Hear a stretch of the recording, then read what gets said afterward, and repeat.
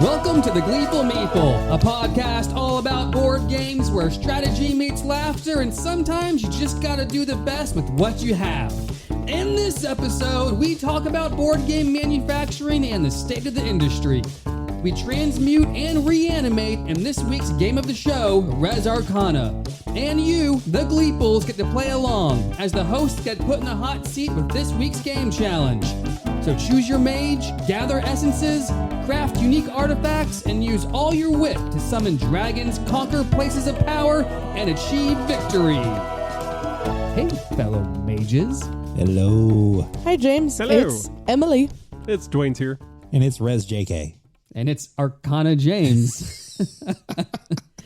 I have a short riddle for you guys to kick off the episode. Let's go. I'm hoping it's not too obtuse. Was that part of the riddle? Is that was that a clue? I don't know if it was. Was Waiting. it? You never know.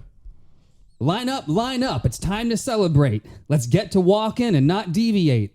It's a wonder we've made it this far. If you can't keep the pace, you'll take all the cards. Oh, man. There's a lot of confusion around the table, listeners. There are some snide clues in there. I have a guess. Yeah, I do too now. Oh, okay. I don't. Is it parade? It is Yeah. parade. Is that Dwayne's guess? I love parade. A Wonderland. We made it this far. Yay. Good guess, guys. Good job.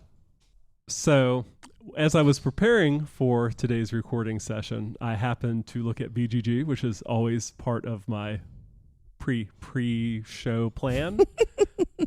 Do you all know what game is currently at number one in BGG? In the hotness? Yes. No. I don't recall what it is, but I looked at that just the other day and went, no, that can't be serious. Okay, I know a few of us out here have played this. It is Flip 7. Yes. Oh, yes. Come on. Okay, first of all, they have the nerve. Hold on, James. I'm going to is- rant for a minute and then I'll let you go. Hold on. I'm on this. He's on fire. I'm on this. Dwayne's on fire. First of all, they have the audacity to declare themselves the greatest card game of all time.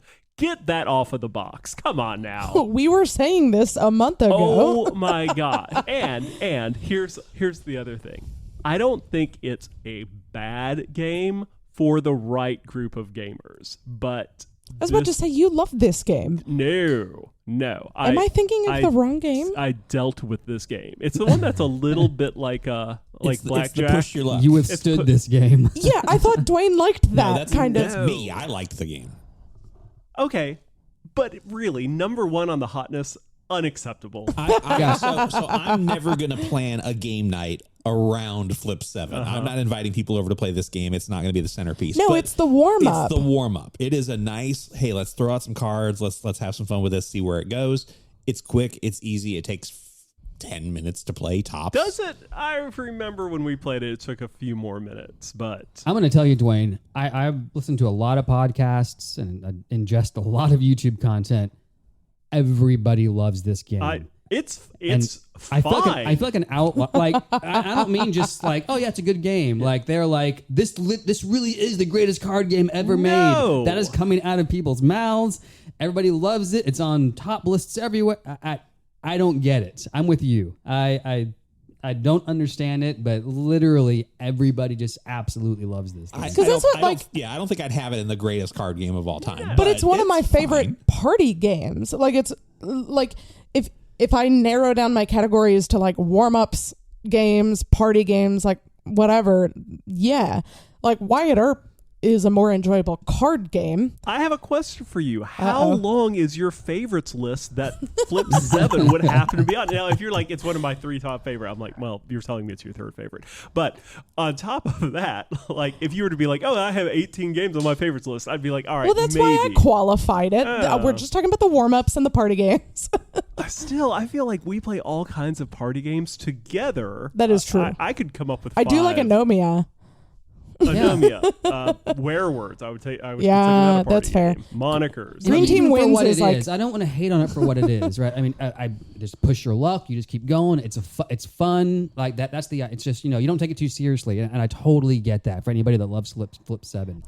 But even with that, I didn't enjoy the play of it. It was missing something that actually made it some kind of interesting. I don't know.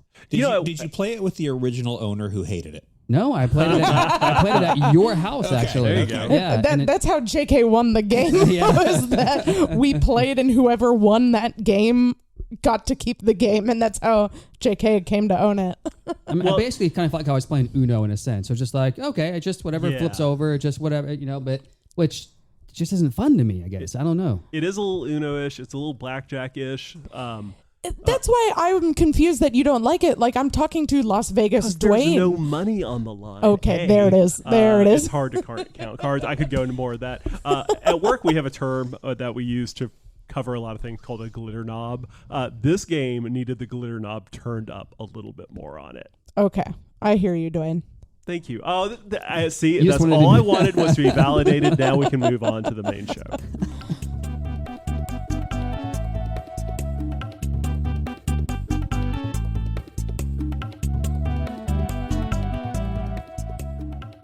Oh my gosh, guys, there is so much going on in the world of board gaming right now.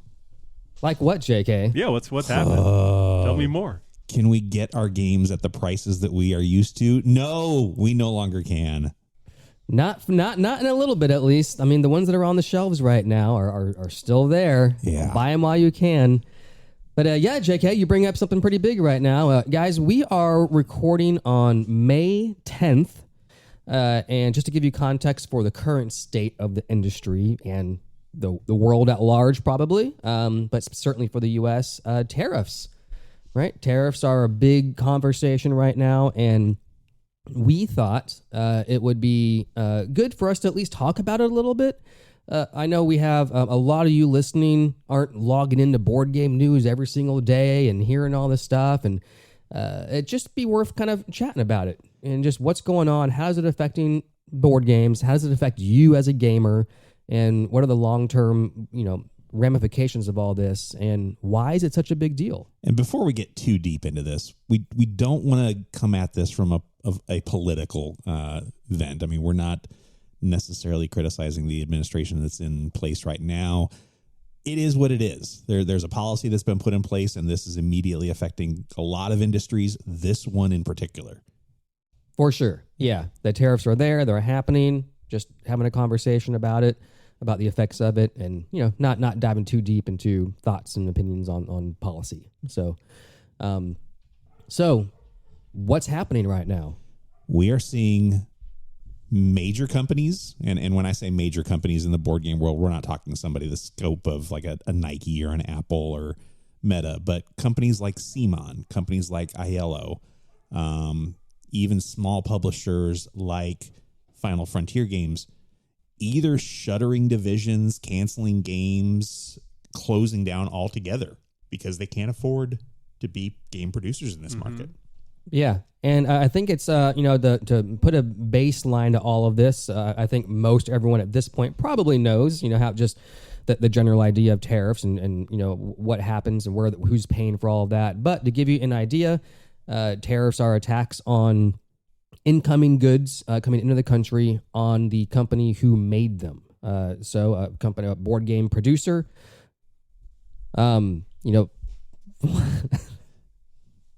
a board game manufacturer, publisher makes a game. They have to, they import it into the U.S. and there is a charge on that game in order to bring it into the country. Generally the idea with tariffs is to boost the economy of that industry within that country. So, for instance, car manufacturing. Right, there would be a tariff on cars coming in so that it promotes and encourages U.S. manufacturers to have their cars actually made in the country rather than somewhere else. So it boosts the economy of that industry, that manufacturing industry in that country. So when board games are being imported into the U.S., there have been tariffs in the past, but right now it is currently 145%. of the cost of that good. So what that means is it's, whatever the retail price of that game is, $45, $80, it's not 145% on that. It's on literally the cost of what it made to manufacture it in the other country. So let's say it was, it cost them $20 to manufacture it. They now have to pay $29 on top of that. That's correct. All right, to just to bring it in. And the thought is that, the goal would be, if that same premise is there, to encourage that manufacturing industry in the United States, to then, for publishers to use that. The challenge here, and just to lay this is the real baseline, is that we don't have a very flourishing board game manufacturing industry in the U.S. And so that's why this is such a big deal for the board game industry, is that there is nowhere else for publishers to go, mostly. Yeah. And we'll mention that in a little bit. But there's a lot of the way that board games are currently made. There's a reason that most of it is manufactured outside of the United States. And there are little things here and there that can be done in the States, but that's the general premise, right? These games are just more expensive to actually bring into the country because these companies are having to pay 145% of the cost of what it made to manufacture it. And it's kind of twofold. The reason why most of them are made in China, one, there's very cheap labor there. People that are staffing the factories that are making board games are not making United States minimum wage by any means. So that does impact the cost of production in general. But even outside of that, when you look at the facilities they have there, the automation, the technology that they're using to print, cut, assemble all these boxes, we don't have that here. We have the technology, but we're not set up to make board games. We're set up to make cars and things like that. So there just legitimately is no American version of what China is currently doing for board game production. That is correct. Yeah. And we should mention, I would probably safely speak for all of us, none of us are international trade experts. That would be correct, James. Right. None of, we're not speaking about this from we're experts, kind of position, but, we're hobbyists. We probably spend a lot of time, too much time reading about it online and kind of getting our insight. And I actually am going to point out a couple of great resources at the end of this conversation for you all to go to if you want to hear some really high-level experts talk about it, but worth mentioning that as well. Yeah.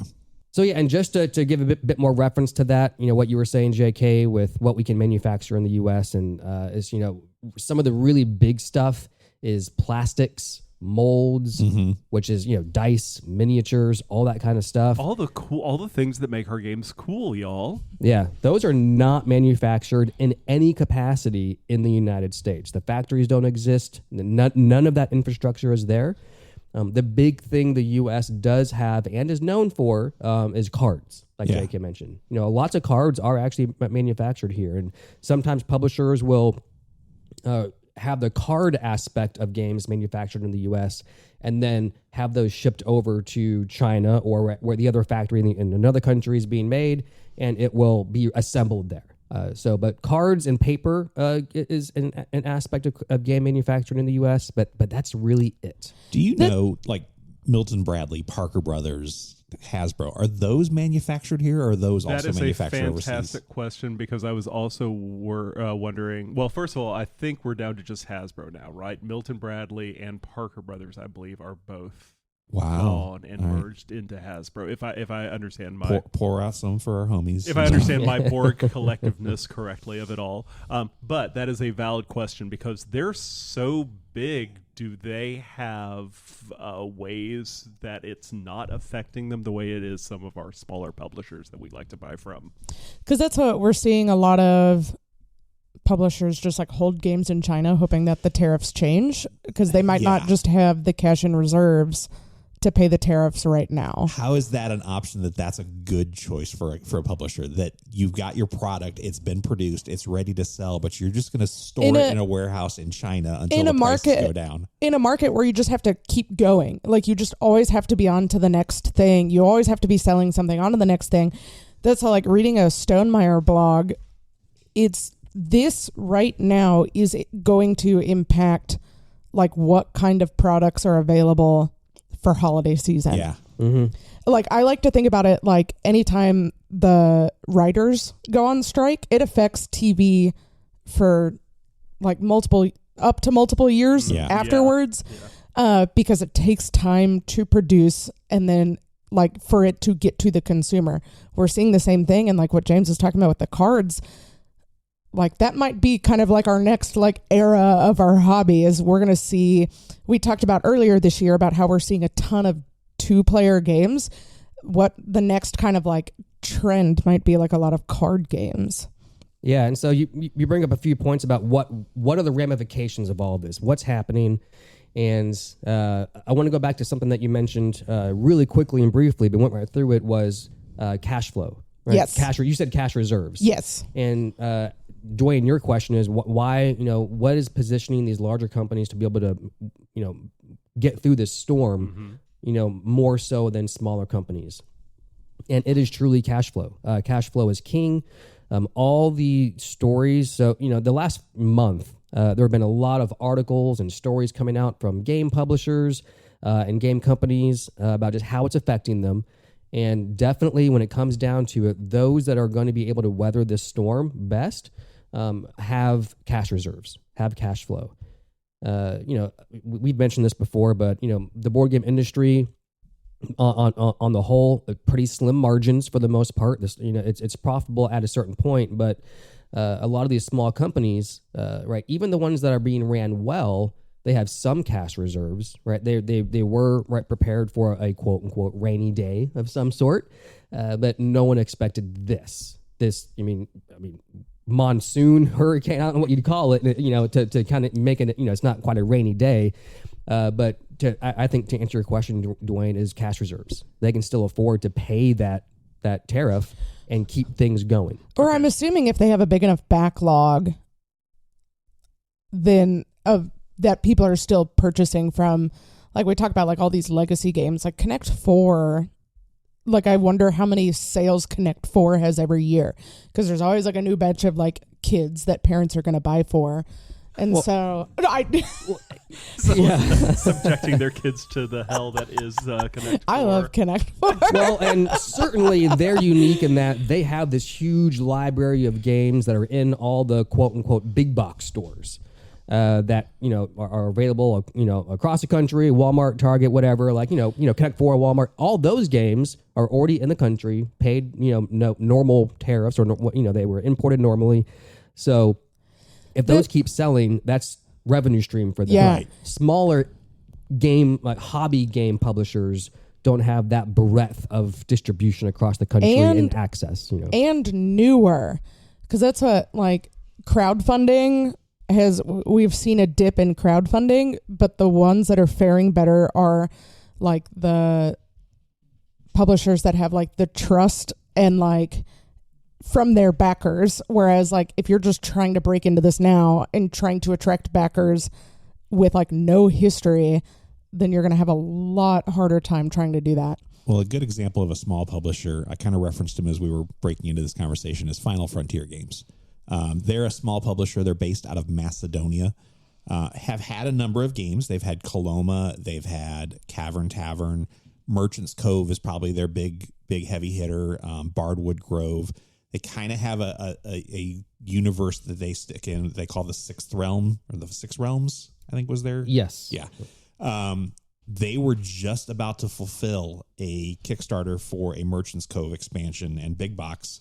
It literally made its way to the warehouses in the United States right about the time that the tariffs went into play. Now, there's a lot of reasons why this company was impacted. They didn't necessarily have the best financial management internally.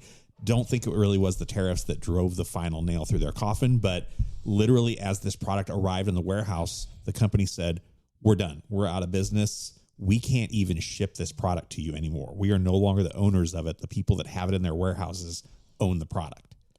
Scary business. Now, people that backed the Kickstarter were able to in most cases, to reach out to the warehouse that provided a way for you to pay the additional shipping to get it out of the warehouse and get the product to you. So it is probably going to fulfill.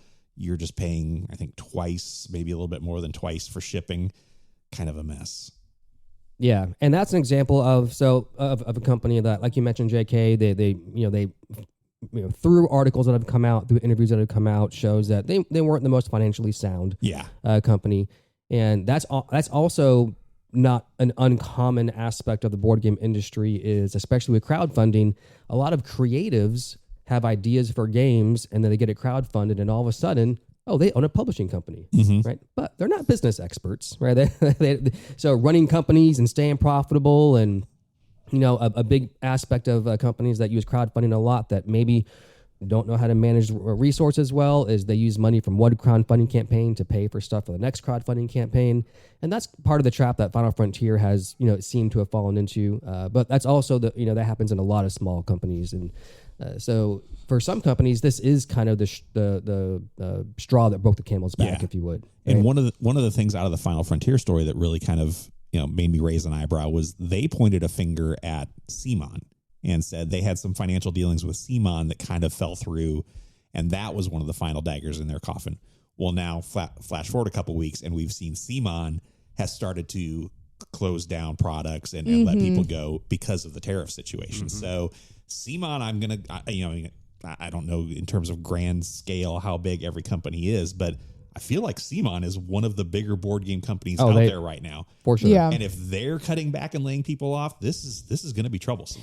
It's such a multifaceted thing. Like, as a board game consumer, there's part of me that's like, okay, so I'll have a slower production of games, and so I can focus on the games I already own, and then I'm not itching to buy new all the time. But then there's also the people are losing their jobs, and publishers have to stop production or only focus on the existing projects.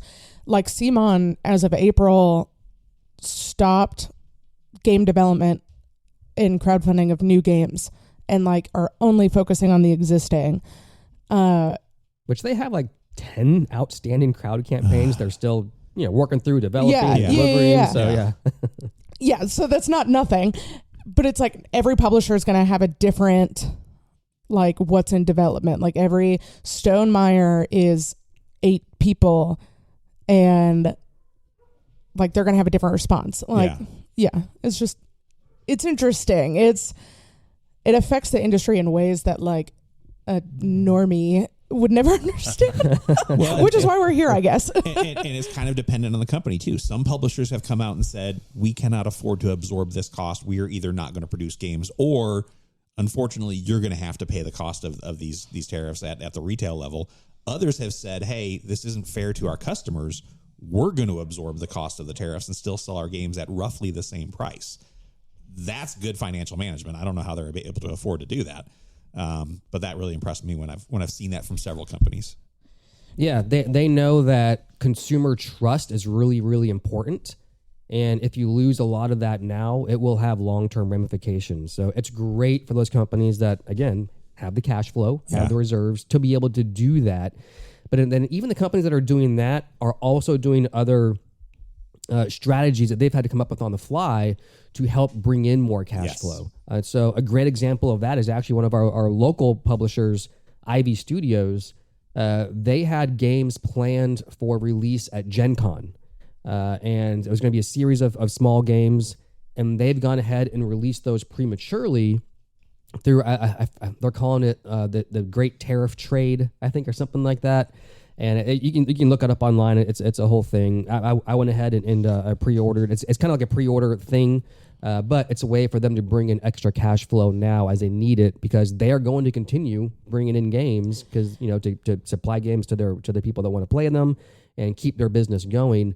But yes, they have the cash flow. It doesn't mean that it doesn't take a big hit. Yeah, that's what I'm glad you mentioned Gen Con, because we've already seen at least one major company has pulled out entirely. Was that Flat River Group? Yeah. Because it was they had 3 booths at Gen Con, a huge square footage of booths. Yeah. And they pulled out, and I think 1 or 2 others have pulled out. Well, Final Frontier won't be there. And so that's a major decision too, because they're usually the ramifications of that are they don't get booth space the next year, or they get waitlisted to get booth space the next year. Yeah, every convention is different. To be honest, I've seen it different ways, but yeah, you do usually pre-reserve. There we go. Okay, sure. We'll go with that. I think that's just reserving. Yeah, reserving. You're right. Or as we call it in the South, reserving. Yes, you are right. And so, like, that's a big decision because these, like, Gen Con is usually where kind of like the exclusives come out, or like this is releasing at Gen Con. And so it's like you just don't want to take your back catalog there. So if you don't have anything new to offer, then you're just wasting money spending people to a convention. Yeah. Another one of our local publishers, Van Ryder, has taken an interesting approach to this. They are suggesting to their fans, people that support their games, go check out our back catalog. There is a small back catalog of games that maybe aren't as popular as some of their bigger hits. Yes. Yeah. Final Girl is their big one. Hostage Negotiator is right in that same vein. And they've also got... You're going to have a problem with Hostage Negotiator, though, because it's good. Don't get me wrong. But it is a rough draft of Final Girl, unfortunately. If you played Final Girl, it's kind of a step backwards. And it might be, depending on what you find it for, I have noticed recently that they have done like a final edition of Hostage Negotiator that I believe has the original game, the Crime Wave, like bigger box edition, as well as career mode. Career mode is a very interesting way to play that game. So, all that said, if you are a Final Girl fan and you haven't played Hostage Negotiator, it's worth picking up that final box. I can't remember what they call it. But one of the things that Van Ryder did, I think, is kind of giving us a peek behind the curtain at what board game production is like in China. They just came out with Final Girl Season 3 within the past couple of months. This is retailing for somewhere around 200, 225. They have announced that this first wave of shipments they got from China was going to be at this price. Any subsequent waves they get, reprints whatsoever, they're going to go up in price. They're going to be closer to $300 just because of the tariff. But what's been interesting is they recently came out with an offer to get one standalone scenario pack, and there's a second one that's following behind that. I believe these are coming in Season 4, which is going to be sometime next year. I mean, it seems like this is going to be pretty far off, but it kind of lets us see behind the curtain. Those were already made in China. They've had it ready. They were ready to hold while they continued to work on the rest of Season 4. They opted to take advantage of this situation and get them here in the States before the tariffs took place so people could get them at a reasonable price. Yeah, another interesting, it's good for the consumer, but good for them because it gets them cash flow immediately. So just a pivot, strategy to keep business going as much as it can. Now, you mentioned something earlier, Emily, about some things that some publishers are doing, which is holding games on delivery. And, there's a lot of actually manufacturers. It's not just China where manufacturers are for board games. It's certainly one of the main places, but there's other countries as well. But one of the big ones in China is Panda Manufacturing. And even they're pivoting. Two ways in which some of these manufacturing facilities are pivoting are they're going to offer storage, long-term storage, which used to not need to be the case. So they're getting into the warehousing business and offering some of these publishers, because when publishers make games, they're shipping them to the rest of the world, but they're holding all the U.S. shipments. So Panda's offering discounted long-term storage, hoping that within the next few months something will change with the tariffs and they can release those. But a whole nother business opportunity for the manufacturing side. But then also they are splitting the cost of the game for the publisher. So the tariff only applies to physical manufactured goods and things related to the physical manufacturing of those goods. What you pay for when you pay Panda to manufacture a game in China, you're paying both for the actual physical pieces of the game, but then also the services they offer, right? Consulting and all that kind of stuff, design, consulting and everything. Panda's splitting up how they charge these publishers and dividing their services charge from the manufacturing charge. So they're also trying to help with all of this mess to lower the burden of these tariffs. So a few strategies there to kind of lower the cost of all this stuff. Some other ramifications that are big right now, and you kind of went to this earlier, Emily, about this might be the era of card games. it might also be a little area of less deluxeification. Yeah. We'll see a lot less bells and whistles over this next year. Simplify, figure out how to get costs down, figure out what can be manufactured domestically and not internationally. Also, we might see more digital. I don't like that. I know. I don't want that. But that makes the most sense, though, right? If someone has a great idea for a game and you need more than just cards to represent, I think you can do a lot with cards. I don't know that people are going to love playing everything on cards. So moving into a digital medium gives designers a little more freedom to see their ideas fully realized. What about smuggling? Can we make a board game black market? We here at the Gleeful Meeple podcast do not condone smuggling. Well, so let's talk. Hey man, I got that Catan. You want that Catan? I will trade Is this where your coat opens and you have huge board games inside your coat? One side's huge board games and one side's just slotted in card games. I feel like you just have enough for 2 games at that point. Unless you have a magic bag of holding. From a production standpoint, just some production notes, Emily, I think we need to go ahead and get our soundboards. So it's just like the views and comments by, and then we can have each of our names programmed to a different button. Just to bounce back and forth. That's good. So what can you do as a gamer, listeners who are listening to this, what can you do to support the industry, keep it chugging along? Right, there is something to be said for there are real people being affected by all of this. And like we mentioned earlier, great companies have savings and cash flow to weather a storm, right? Business goes up and down. Extremes like this are hard to plan for, especially when a lot of these companies are very small and it just isn't a normal thing. So I don't think it's completely fair to, if that company went out of business, they should have been better off. Right. That's not completely fair. Yes, are some of them could have some of them have managed their business better, and this was the straw that broke the camel's back? Absolutely. And would any amount of tariff have caused this? Maybe. But this heightened level, just it's not fair to put all that burden on. Well, they should have done better. That's just silly. People are really losing their jobs. It's a scary time. And like other industries have lobbied for exceptions for them to be excluded. Thank you. Excluded from tariffs and have been successful. Like the board game industry does not have that kind of cachet. We don't have the weight. Well, yeah. we do. So we do have GAMA, which is the Board Games Association and Representation in politics, if you would. And so they are working towards trying to get exceptions right now. That's their strategy. And that's GAMMA. I forget what it stands for off the top of my head. But that is the organization that kind of represents the board game industry. So there is someone trying to get that exception. Nice. And it's not just board games. We fall under games and toys is kind of the full industry.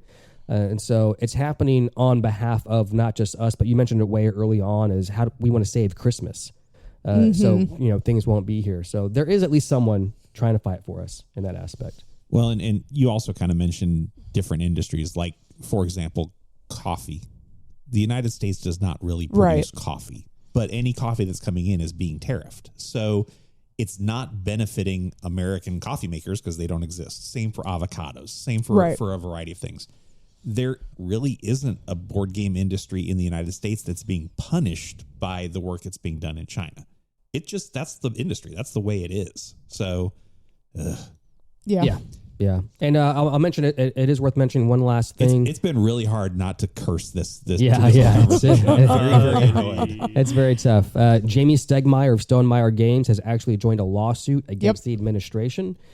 And this isn't just some willy-nilly lawsuit. The firm they have running it is a big player when it comes to, they've brought a lot of cases to the Supreme Court, won 18 of the 20 they've brought. So we do have people fighting for us. But just as a consumer, as a game player, what can you do? Revisit that back catalog. Yeah. Buy games that are already here. Yeah. Right. Again, games that are already in the country, are the most profitable for publishers right now. This is going to have a huge impact on your friendly local game store. Huge. Because they're going to have to eventually raise prices, and margins are already slim enough. So if you're able to buy games from your local game stores, if you have one that you like and you patronize and you want to keep in business. Well, and much like the game producers, the local game stores are also very reliant on the newest of the new. They want people coming in to get the latest games. If there aren't latest games anymore, you kind of are leaving them in the dust as well. So go check out that catalog title that's been sitting on their shelf for a couple of months that you think might be fun. Yeah, and one last thing that a lot of publishers are doing to make the most money they can is that the most profitable way for them to get games to you is direct to consumer. So not going through the normal distribution channels that games go through to get to you in retail. And crowdfunding is a big part of that. They make a game, they get it funded, and they ship it directly to you. Right? It's not going through a store, not going through a distributor, but right now, crowdfunding is a little scary. Tread carefully. Yeah, tread carefully. Certainly, be conscious of the companies that you are backing. Right, it's going to be tough for first-time creators right now. But if there is a company out there crowdfunding the game that that's known quantity, think about supporting them. Most of them are trying to prepare for potential additional expenses on tariffs, right? They're a lot of them are they're bringing it into the shipping cost later on, but that doesn't happen for a year down the road. So they're doing their best. But if there's a company out there that is proven that you can trust, just consider backing them and just spend your money where you can in the industry right now to help the industry through. Read the details of their campaigns. If they're addressing how they plan to deal with tariffs, that's a good sign. If they're just flying at this willy-nilly and hopefully they're going to get through it, maybe you don't back that one. So I think that'll do it for tariff talk. I hope this was informative to y'all. I don't know if we're going to do another update. We'll see how things go. But we just wanted to kind of help our listeners, help y'all get like a base understanding of what the industry is facing right now. Yeah, and actually, I did mention there's going to be two resources that I would let you all know about. One of them is a podcast episode from The Secret Cabal, which is an interview with the president of Restoration Games, Justin Jacobson. If you don't know Restoration Games, good company. If you enjoy Vendetta. Thunder Road Vendetta. Jeez, they make that game plus tons of others.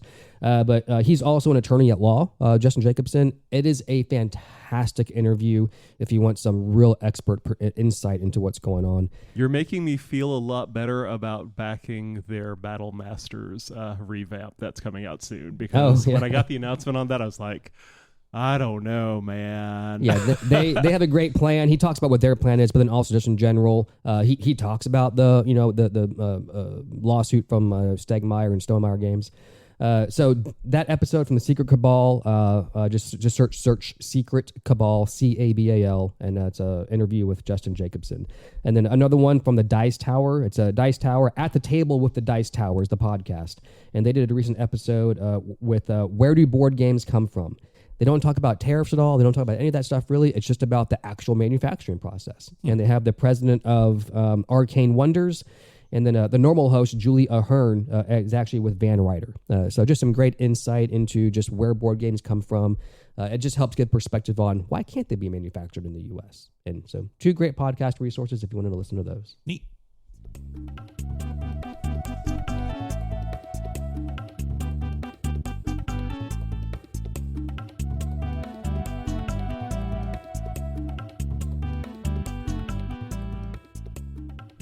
All right, Gleeples, today's game of the show is Res Arcana. Res Arcana was published by Sandcastle Games. It was designed by Thomas Lehman and art by Julian Duvall.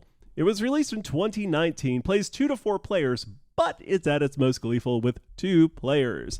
JK, walk us through Res Arcana. Boy, what a funky game. Res Arcana is kind of an engine builder, kind of a race game to get to the most points as quickly as you can. You're going to do so by being a mage, and each mage has a unique ability. In the game, you're going to collect artifacts and monuments and places of power, all of which are worth points or will give you unique abilities for each of those devices.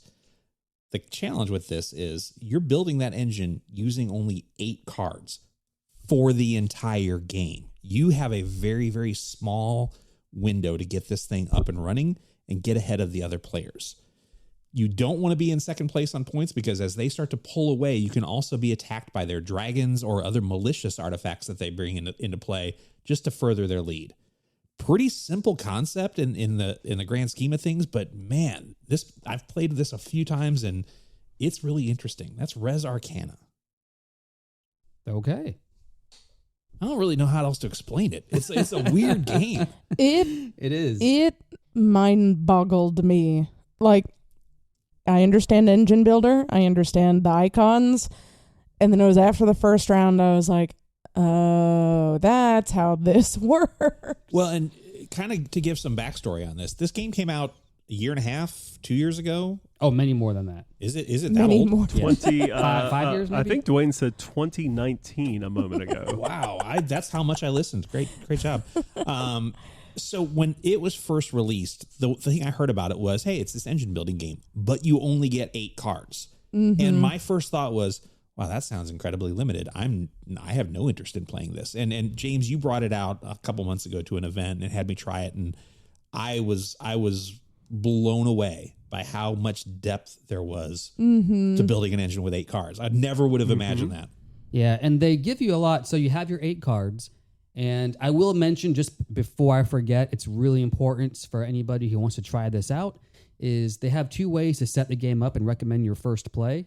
You can either just be given 8 cards, just dealt 8 cards, and those are the cards you play with, or you go through a draft process and actually draft your own hand of 8 cards. Well, I think they actually in the rule book they actually Like draft 4 the and cards draft that 4. you should do on your first game as well.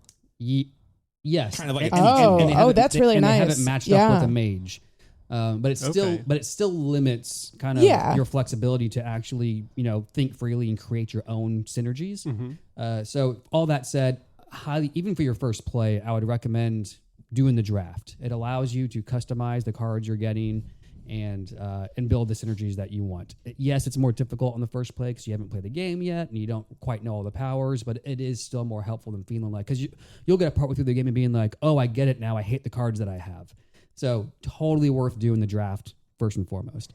But so to your point, JK, just with 8 cards, I will say one of the nice things about this is that along those 8 cards, JK mentioned you're purchasing places of power, you're purchasing monuments, and each round you have an extra little token, let's just call it that you get to use each round. That will give you an extra little thing you can do. These places of powers, these monuments, and these tokens also give you powers that you can use during that round. So yes, you have your 8 cards, but you also each round have some extra things that you'll be able to accomplish. So it gives you a few extra toys to play with, above and beyond your 8 cards. Yeah. So I appreciate you calling those tokens, because I was actually scrolling through the internet to see if I could figure out what that game, that part of the game was called. And then I heard you say that. I was like, Good I enough. don't have to do this anymore. Yes, the tokens. Are they spell books? That might be it. Sure, why not? Yeah. Yeah. There's Some kind of spells. 10 of them, I think. Yeah. 8. But 8. pretty much they have very similar abilities, sometimes even the same abilities to what you'll see on your artifact cards. Yes, or your all mage. right. Yeah. So in a sense, you're getting your 8 cards plus one of those per round, and there's a lot of variety what you can do with those spell books. Well, and the other piece of fun too is when you start the game with your deck of 8 cards, you're going to draw 3. So you're already at almost 40% of your deck is in your hand. As you finish that first round, if you manage to get all those cards in play, great. But each round, you're only drawing 1 card. Unless you find a way to mitigate that's going to get more cards in your hand, you're kind of slowed down by the game to that point. And that's another interesting thing, is just trying to figure out how can I get my resources out as quickly as I can, get them into my hand. Yeah, it definitely feels like it's kind of a race against... It feels like a race against everyone. Because that's what we're playing. And then I kept asking, because I wasn't understanding the exhausting a card or tapping a card if you're used to Magic terminology. Don't say tap. We don't want to get sued. Like I said, Magic terminology. Turning a card, yes. But exhausting the card and then replenishing it and the discarding. And I was like, but there's only 8 cards. Why are there so many things that you can do with a card? But once it's in your tableau, it's in your tableau. The engine just goes until everyone's passed and then a new round begins. And so that was one of those where it was like once JK passed the first time, I was like, oh, that is our like formula. And I was like, I got lucky. I drew 3 cards that were relatively inexpensive.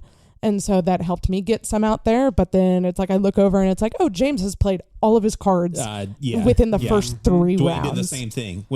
In the first round, I looked over at Dwayne and I was like, we're not going to win. Yeah. And then it was like it was either within my first 3 cards or the first single card draw I had was like my most expensive card. And I was like, well, I'm never going to be able to play this. I should just discard it now so I can get more resources.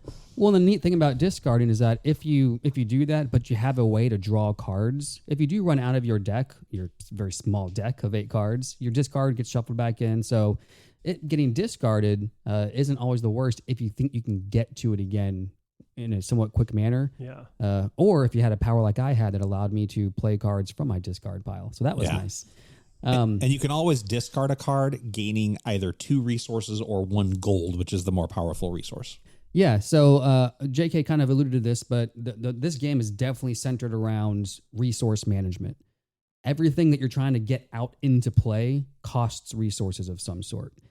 So on your turn, you can either you can discard one of the cards from your hand to get some resources, just straight up. You can play a card from your hand. You can buy a place. You can buy a place of power or a monument. There it is. And then eventually you can pass. But you are trying to get this little, once you have cards played out. So if you take your turn and say, I'm going to spend 2 red and put this card out, that's your turn. You don't get to use that card. But eventually you'll end up with all these things in front of you, whether it's artifact cards or monuments or places of power. And once they're out in play, everything that you have in play usually has some kind of power ability. And so then when it comes back around to you, let's say it's a fresh turn and, we're midway through the game and I have 5 artifact cards and 1 place of power. I'm looking at all of those and trying to figure out how to synergize them. Okay, well, this card requires this, but I have this card that'll give me that. So I'm going to tap this card to get these 2 resources and then use those 2 resources to spend on this other ability that requires me to discard them. But when I discard them, I get to untap this other card that I've already tapped. So I can, and that's what you're doing. You're chaining together these cards and these abilities that are on all of the components that you have in front of you. And that's the synergy, and that's the meat of this game, is trying to figure out how can I make these things work off of each other. But the way you just said that, like midway through your sentence, I tuned out because that was a lot of information that coming out of your mouth at one time. It's very complicated what you're building on those engines. But James, I've played a lot of games with you. This one doesn't really contribute to AP that much. No, we're kind of zipping along turn by turn. Yeah, that was, I think, the fastest I'd ever seen James play. Yeah. Jeez, you guys. I mean, thanks, but nothing. It hurts. I've gotten better. Jeez. No, you have. But it does. Yeah, it does zip along. I mean, even though you have a lot of powers, you're not doing things that are like 6 levels deep. But you usually, if you're thinking ahead, you have a plan, you can take turns pretty quick. It's nice because you're literally only doing one thing on your turn for the most part. So I do like that. What I just talked about, do this to do this to do this. That's not all happening at once. Right? It's happening over the span of like 5 turns. Yeah. Right, exactly. I can tap this card, get the resources. That's my turn. And for the most part, you can accomplish all of that unless somebody finds a way to attack you, and that maybe takes a card out of your system or something. Forces you to tap something prematurely, get it off the board. Yeah, they have a neat mechanism in this game to help you get resources as well, which is at the start of every round, there is what you can basically call an income phase, for lack of a better term. But there's some icons on some of the components that you can get that I call the hand grabby icon because it's a hand picking things up. But anything that you have in front of you that has an icon, it'll show a hand with 1 red, a hand with a red or blue, and basically that's your income phase. And you can get all that stuff that has that symbol on it at the start of a round. But then also, there's a neat component on this, or a neat mechanism in this game, where it allows you to put and store resources on top of cards and on top of components. And so there's a lot of powers in here that say, tap this to put 2 reds on this card. And the 2 reds just sit there. They just sit there for the entire round. And then at the start of next round, any cards or components you have that have resources sitting on them during the income phase, you can also take those. So it's a neat way to kind of, even you're always thinking about my income for the next round. So maybe I'm resource poor this round, but I know next round I'm going to get a large influx because I have 2 red sitting over there. I have a gold sitting over there. I can pick all that up at the start of the next round. So it's a neat extra little twist there. I know James and I had played this before. What do you two think about it? So I really liked the simplicity of the game. I also found the fact that the cards can do a lot on one turn. Some cards you have to exhaust them, and they're kind of done once you exhaust them unless you find a way to bring them back, which exists in the game. But some of them, in addition to having exhausted abilities, just have like you can feed into them. I had a card that just let me, without tapping it, I could use 2 life tokens, 2 of the green tokens, to generate a gold. And I could do that several times a turn. And then once I was done with all of that, I could tap it one final time to get an additional gold on it. So very limited pool of cards, but the cards are doing a lot of things. One card can have 2 or 3 actions sometimes if you count the grabby hands. So yeah, that simplicity of this, but a lot of depth as far as the strategy decision was really engaging. I think it is okay. I struggled this game. I struggle with engine builders for some reason as a software developer. Engine building games like just don't always hit the part of my brain I need them to hit. I actually kind of like disagree with James like earlier where they give you in the rule book like suggested like starting hands or whatever. I love following those because I've done it for Legendary too. They like recommend a setup with like this mastermind, these heroes, these villains, whatever. And I love those examples because it just kind of gets you through what's probably like an easy mode of the game, but highlights all of the features of the game through that play. And so I was coming in blind, and I think whenever I approach these games, it's y'all said it was resource heavy during our teach, and I was like, okay, I'm gonna get resources. And so I ended up getting a bunch of resources, but not a lot of impactful synergy. And then it was like towards the end of the game, I finally like got my dragons out, but I would always wait too long to either activate a dragon, so then I'm attacking people who have passed, and so the attack doesn't affect them because they've already passed for the next round, or I am attacking people that have no resources, so there's no detriment for me. You're not doing any harm to them. Yeah. So it was like I played a lot of cards. I played 7 cards. I played 7 cards, but I felt like I could not make a dent anywhere. And it's like, that being said, like I am surprised I did as well as I did. I mean, you ended up over 10 points, right? Yeah, 11, right? yeah. So it's a race to 10. So because that's where it was like my biggest synergy was I had a card that let me get as many of the red essence as another player had of black essence, and so we had a monument that JK was going for that was 9 black tokens was the cost. And so one point JK had 13, and I was like, all right, I'm using this card.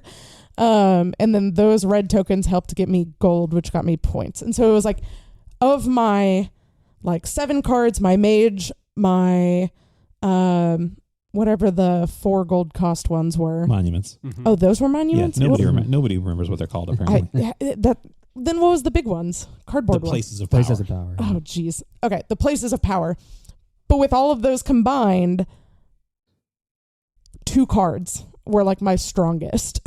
Well, and so that happens sometimes. I've had games where I've scored really well, and just once I figured out the synergy of the cards, I knew that these 3 cards in my deck are just discard fodder for the entire game. I'm not even going to bother trying to get them out, but I can discard them at my whim. I don't care about them just for the resources.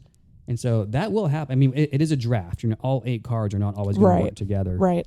But that is fair. I will mention, thinking it's been a while since I've used it, but I'm pretty sure the starter set is a mage plus 3 cards and then you get dealt 4 random ones. Okay. And the only reason I mention doing the draft, even for your first game, is because I know of people that have played this game that used the starter stuff and felt very restricted and didn't enjoy the game. And they did end up feeling like, oh, man, these cards suck. Why can that kind of a situation has happened. That makes sense. But I do think it's because even the starter stuff, you still get 4 randos dealt to you. Also, I feel like the iconography was easy enough, and there is a cheat sheet that comes with it. So thank you. Good work. Good work, Sandcastle Games. Oh, yeah, the player aid was great. I just wish there were one for every player. That the round summary. The player aid was great. Right. The round summary I wish was one per player. Just a reminder, too, it's ironic that you say that because Sandcastle Games is the offshoot from Days of Wonder. Oh. And we did say Days of Wonder always had the best player aids. There we go. So there we go. But I felt like having that reference by me, I didn't have any questions about what my cards did. There's not anything that's too outlandish. I know there's plenty of games that have drafting where you're new to the game and you pick up your cards and you're like, I don't know what any of these do. Drafting is, I could pick one at random and have probably the same outcome. So yeah, I'm glad we did the draft because I felt it was easy enough that I could make some decent decisions. Yeah, a good teach helps with that. If you have a good teacher, they can give you enough information on the front end to hopefully help you make a meaningful decision. But for sure. Yeah. Emily, there was a game that James and I played with a friend of the show, Adam, and it got to a point where he had claimed a place of power that synergized so perfectly with 2 of his cards that he just looped those 3, and every turn he was just throwing so many points on top of that thing.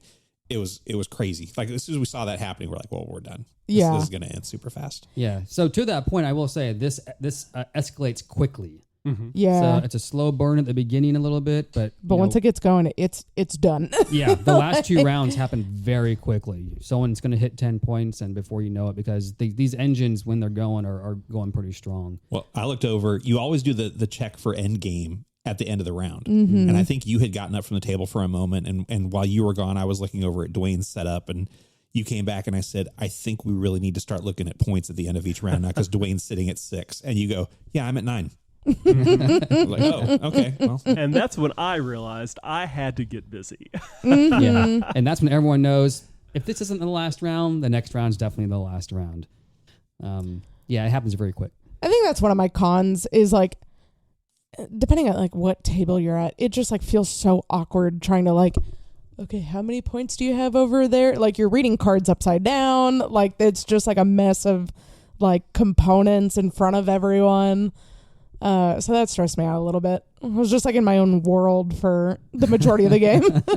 I do have one con for this game, but it's an easy one to fix. So we played a 4-player game. Does it only play to 4 players? Yes. Okay. So we played a 4-player game. Each of us had 8 cards. And when you take out the remaining cards left over, that's just another 8 cards.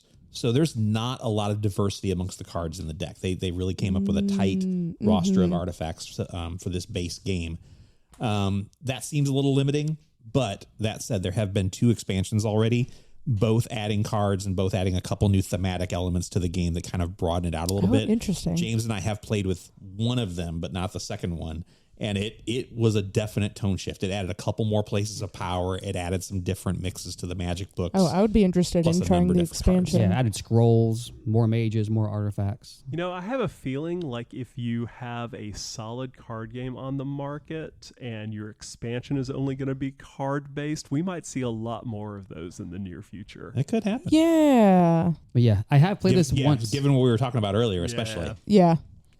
I've played this once all in with with all the expansions, which I will give it to Sandcastle. They had a plan for this. It all fits in the core box. Nice. and has storage made for it. So Tom knew what he had in mind for the game. And I think this is a situation where that doesn't bother me too much because the core game is really good. So I don't mind that he had a plan and just waited and kind of doled it out in expansions. But it all fits snugly in the box, and it's not too overwhelming when you play with all of it. But I definitely don't recommend doing that on the first play. Yeah. Any other cons before we rate it? Not for me. No, overall, I was pretty impressed with the game. Okay. Yeah, no cons to talk about for me, actually. All right, so I'll kick us off. I am going to trade it away, but if someone came up to me at an event and asked if I wanted to join the game, I would probably say yes. It's just I don't need it in my collection. It's going to be a keep it to play for me because I enjoyed I feel like it's an easy-ish engine builder. It's something I always like to think of if someone were to ask what is an engine builder, I could show them Terraforming Mars, but then they might hate engine builders because it's a lot. So this is probably a game I would show off as an example of a good engine builder. It's a keep it to play for me and a pleasant surprise for this year. I never would have imagined that a game that came out 6 years ago that I was completely dismissive of, I would have already played as much as I've played it this year. So, yeah, and definitely keep it to play for me. It is one that rewards multiple plays for sure. The more you play it, you can start to identify, oh, that's the catacomb strategy, or we're doing the Tree of Life strategy. So the more you play it, the more you'll be able to get a good quality draft and enjoy that piece of it. But for me, definitely keep it to play. It does something that nothing else in my game collection really does. So. Well, let's talk scores then, everybody. That final round. Yeah. I'm so angry. So even though I was the second most experienced player in the game, I finished dead last, less than half as many points as everybody else. You were in the catacombs. I was in the catacombs. It was bad.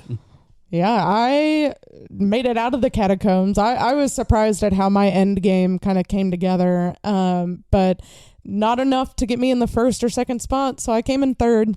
And boy, was I running across the finish line just giddy and happy and looking back like, hey guys, look at me way up here. And then Dwayne shoots me a look. And I was like, hold my beer. Unfortunately, James was like, oh, there's someone already here over the finish line. So my strategy was pretty easy on this. I realized early on that you need gold for monuments. Monuments get you victory points. And so I had this really heavy gold producing engine built up. As I was snapping up monuments, one of them that I grabbed was, hey, at the end of the game, when you check for victory, if you have 3 gold, tap this card and add 3 points to your score. So with that card, I was able to tie James. And then thanks to the delightful, whoever has the most essence is the tiebreaker. Correct. I had spent all my resources. I had nothing left. And Dwayne had like 3 or 4. Enough. I had enough. So yeah, I won the game, everybody. There we go. Dwayne's the winner. That brings us James in second place. And I so wanted to figure out a way I could get second for this to get the choice of the game. But, well, I'll take the win. Because had you not gotten the 3 points, you would have had me. I would have had second place. Yeah. No. I wasn't taking third. Third gets nothing. Back-to-back second places, James. What are we going to play next time? Well, I was thinking for a little while about this, and I'm going to bring a curveball in. No. It's something that we're all familiar with. Okay. But not many people have played this version of it because it's out of print and very hard to get. Oh. It has trains in it. We're playing Ticket to Ride Marklin edition. Marklin. That's a delightful edition. I am a huge Ticket to Ride fan, and that's one that I've never gotten to play.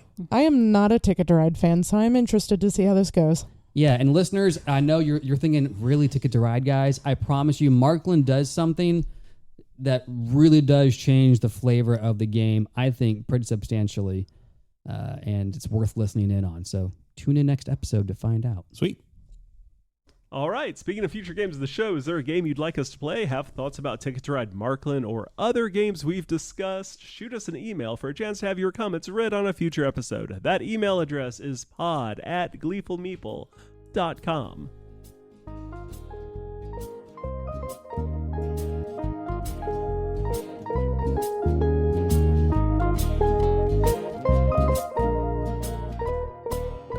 So, I think we've talked about board games enough that it's time to play a game on air. No, not a board game, a game about board games. This week, I have brought a very old relic from childhood called 20 Questions. I thought we were going to play Jacks. Marbles? Yeah. I don't know. When she says old relic How old do you think Emily is again? My goodness.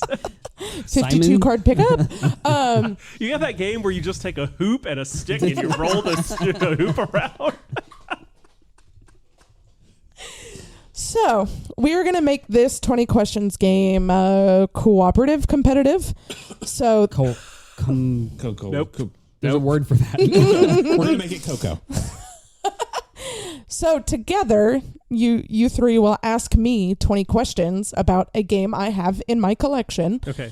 And whoever guesses the game correctly first gets the point. Is it Parks? Is it Parks Second Edition? Dang it. You beat me to it, Dwayne. You know, I almost put it as one of the answers, but I was afraid that exact thing would happen. All right. I'm ready. All right. I have a game in mind. Okay, I am keeping track of how many questions out of 20 we have asked. I will give us indicators at every 5 mark, and then again at the 18, 19, and 20 mark. What will the indicators sound like? Just so I know, is this like a screaming goat? No, it's going to sound like. Please don't, not for editing purposes. Hold on, it's going to sound like this. That's 5 questions. And I just want to point out before we get Thanks, started, Dwayne, that a bread box is 16 inches wide by good. 8 to 9 inches That will high be and relevant. deep. It is designed to hold 2 average loaves of bread. Okay, very nice. Now we know. Now we have some stats on the bread box. Is this a free for all 20 questions? Okay, I'm just going to wait for a second then. Okay. Okay. Ask your question again. Is this a free for all 20 questions, or are we going around the circle? Let's have some decorum so it can be free for all, but maybe just whoever points first. Yes, Dwayne. Is it decorum? No. Was that one of our questions? Yes. Did you just waste it? Oh. Yes. No, just kidding. All right. I'll try to behave now. All right, JK. Is this game a deck builder? No. James. Is it in a Ticket to Ride sized box? Oh, A standard jeez. box size. About Yes. 12 by 12, I think. Yes. JK. Is it animal themed? No. James. Does it have dice in it? No. All right, so we've got a game with no dice, no animal themes, and it's about the size of Ticket to Ride. We're getting And somewhere, and guys. it's not a deck builder. That's right, not a deck builder. Oh. Is it a space-themed game? No. Okay. JK. Are any of the components in this game spherical? Yes. Dwayne. We can count this as a question or not. I just need to know, do either one of you have Emily's collection pulled up on your screens right now? No. Okay, good. We're trying not to cheat. Does that count as a question, Emily? No. Okay, good. And Wait, does that count as a question? Does Okay. naming the game count as a question? Yes. Okay, so I don't want to do that. And does me asking if naming the game counts? Oh no, we're gonna go in circles. Yes. Would the box say that the play time is under an hour? Yes. Was I with you when you purchased this game? Oh, that's a great question. Possibly. That would require me to remember how Okay, fair enough. I acquired this game. JK. Does the game thematically involve magic or spell casting? No. Oh. I have already failed my mission, which I promised you. We are now on question 9. Oh, We just did question 9. I missed the 5 mark. see, if it had been a screaming goat, we would have heard. I have a guess, but I don't know if it's in Emily's collection. So we have And it's not space themed, you said, no right? no space, no animals. It has orbs. Was that the yes? Spherical. Is there a component that's spherical? Oh, okay. And I was leaning towards potion explosion, but if it's not magical or spell casting, that's out. But there's see. another game that fits that thing. Wait, the question was spherical? Spherical. Okay, I'm going to retract my answer. That would be a no. Oh. I get confused. I forget spherical is 3D. So I apologize for... So it involves circles. I'll give you that one. Yeah. Yes, it does. Now we know it has circles. Super helpful. Now that's it. That was the Not spheres, but circles. Dwayne. Would you classify it as a party game? No. She paused on that. She waited. Had to But really it think is about under an hour of gameplay. It's not deck building. Do you use dice in this game? We already asked I that. already asked that. And the answer was no. We're at 10 questions. I'm glad I was paying attention previously. That's a key thing. What year did you... No. That's not a yes or no Hold question. on. I'm getting there. Somebody else can take over if they need to. Did you purchase this game last year? During the year of 2024? Our Lord. Oh. Is this game cooperative? No. Oh, JK was so excited. I thought I had it. I have already marked both of those questions while Emily tries to remember. Does BGG tell you when you added it to your collection? I don't know, but there is an option to add the date that you purchased it. And I don't do that. At some point, we're going to have to start talking about your record keeping. I find it shoddy and haphazard. At best. I did not add it to my collection last year. Okay. So that was a no to your question. Is the theme of this game nature oriented? No. That's a really good question for her. We should remember that in future iterations of this game. Because you pay such good attention. I do.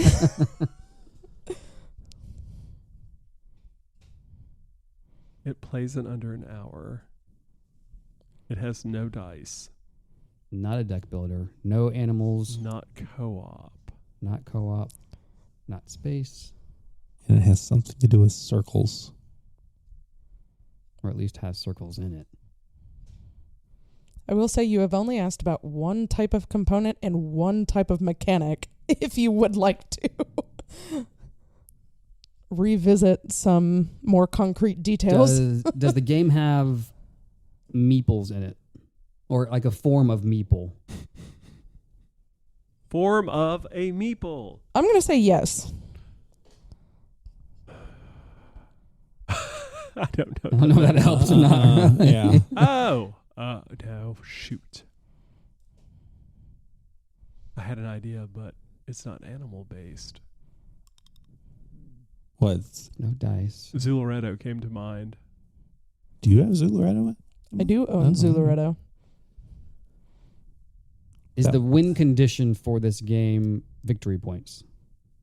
Yes. So it's not a race game or anything like that. To your knowledge, does someone else at this table own this game? Good Yes. question.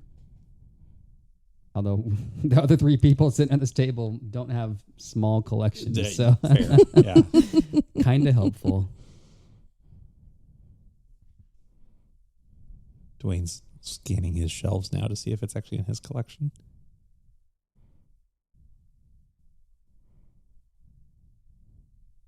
Don't know if I've ever paid enough attention to your collection when I look it up online for other games to internalize what we have going on here. I know I have talked about this game. What question are we on? 16. Okay. Does I have kind of an idea. Is there a push your luck element to the game? I'm going to say no, but I'm going to double check to see if... Where were Man, were you going with that? Quacks. But see, I asked about magic and spellcasting. So that would have taken that out.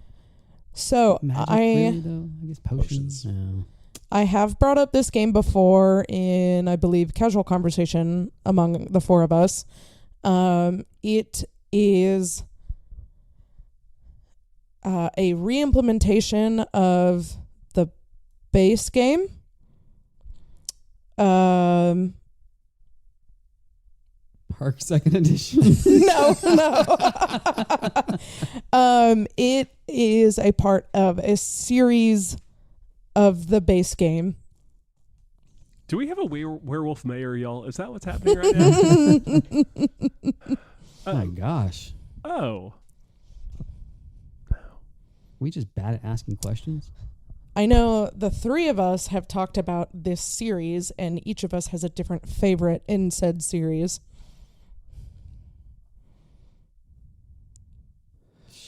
Ooh. Oh, I got it. Is it Azul? It is not Azul. It's Azul. Queen's Garden. No, it's Azul Summer Pavilion. It is not Azul Summer Pavilion. Is it Azul Queen's Garden? It is not Azul Is Queen's it Garden. Azul the Stained glass of Centra. Okay, so to be fair, we have that was like our 21st question, so we should have been a little more careful about that. But But you got it. we're a little over on that. I don't know. I don't feel good about Could have done high-fiving on that one. Could have done better. I'm ashamed. Not good. Do we all own that? No, that's the one I don't own. You don't It have is that one. and it is the only one I own. So. Yeah. Okay. So Yeah, I and was I've correct. got it as well. Yeah. So. I was like, I knew it. Yeah. Because who is it? Dwayne, that's your favorite version of Azul? It is. It's yeah, it's out of mine the as 4 well. I've played. Oh, okay. Yeah. It's probably mine. I need to own it. I've been waiting for. Because I think Smoking Queen's deal Garden to is my favorite. And it's like I haven't gotten stained glass out to the table since 2023. So I was like, I don't know if I should hold on to this one anymore. I am so annoyed. Y'all want to try for one more? Yeah. Yeah, let's do it. All right. Redemption. We need to do something better than that. This one is this should hopefully come to y'all's minds earlier. I am thinking of a game. Dwayne, Is it bigger than a bread box? what were the dimensions again? Big enough for 2 loaves of bread. No. Oh. Dwayne, Is it Scout? it is not Scout. I don't own Scout also, by the way. JK. Would you consider this a party game? Yes. Mm, JK. Do you use dry erase markers in this game? Oh, that's a great question. wow, really, I'm gonna think about that You one. can. It is not a part of like retail. Okay. Oh, that takes 2 things out of my mind. I was thinking of. Oh, Dwayne. if I get this right, I have a follow-up question, okay? Does it involve the spirit realm? Yes. Is the game Phantom Ink? Yes. Yay, now I feel better. Wow, that was a big swing Yeah. from one to the next. I was like, we went from one like super tricky all over the place to Dude, does it involve way the spirit zoned realm? When, yeah, that was a great question, JK. Because when she said you can, but it doesn't come with it, I was like, okay, there's only a handful of games that we regularly like have laminated sheets for, and Yeah. have Yep. replaced the pencils with. Well, what piece of the retail would even allow for that? the paper pad. Yeah, if they upgrade So it. you laminate the paper pad, throw in your own dry erase markers, and then you're good to go. I think you were kind with your answer. I was kind with my answer. It could have also been landmarks, though. But then Okay. you said spirit. Well, hold on. Landmarks has curses and amulets. So I could werewolf mayor my way through that one, too. That was fun, Emily. Thank Yeah. you so Well, much. yeah. Thanks for asking me questions.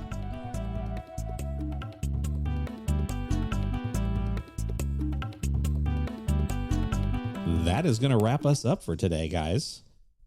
Let's Yeah. start by thanking our sponsor for today, our trusted friend in science, Aperture Science. I don't know this one either. If you want to visit Aperture Science, join the Aperture Science Enrichment Center located in Upper Michigan.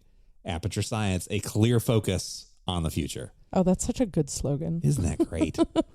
Hey, this has been the Gleeful Meeple podcast. If you want to email us, it's at pod@gleefulmeeple.com or find us on Instagram at Gleeful Meeple Pod.